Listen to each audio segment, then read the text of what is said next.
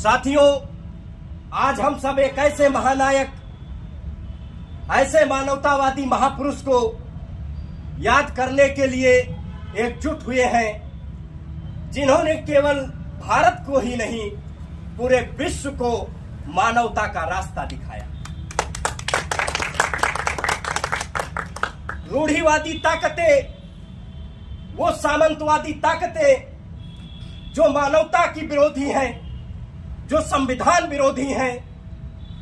उन ताकतों का हमेशा ये प्रयास रहा कि बाबा साहब डॉक्टर अंबेडकर को केवल एक वर्ग विशेष का,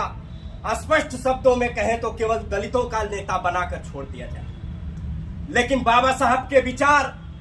उनके जीवन संघर्ष केवल दलितों के लिए नहीं, वो पूरे विश्व में अपनी विचारधारा से पूरे विश्व को प्रभावित करने का कार्य किया। ऐसे महानायक के चरणों में मैं नमन करते हुए, बाबा साहब पर बातें की जाए तो बहुत लंबी है,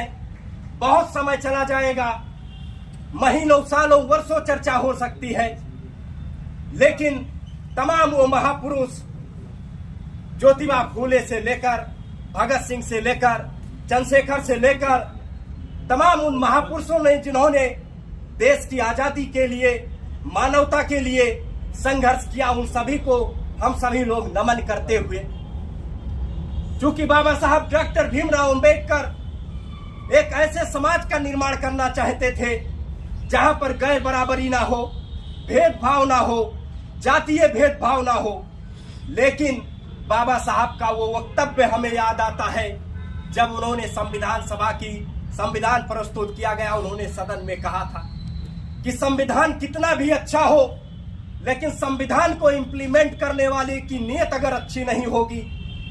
वो लोग अच्छे नहीं होंगे, तो संविधान बुरा साबित होगा। आज देश में एक ऐसी ताकत व्याप्त है जो भारतीय जनता पार्टी है, आरएसएस है, जो देश के संविधान को मजबूरी में मानती है।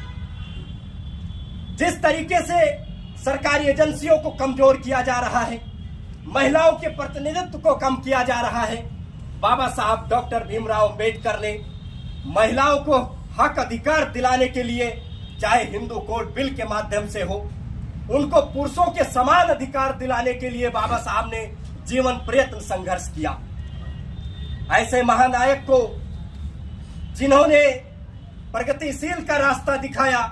और हमें दुनिया का सबसे बेहतरीन संविधान दिया, जिसके माध्यम से गांव, गरीब, किसान, वंचित, उपेक्षित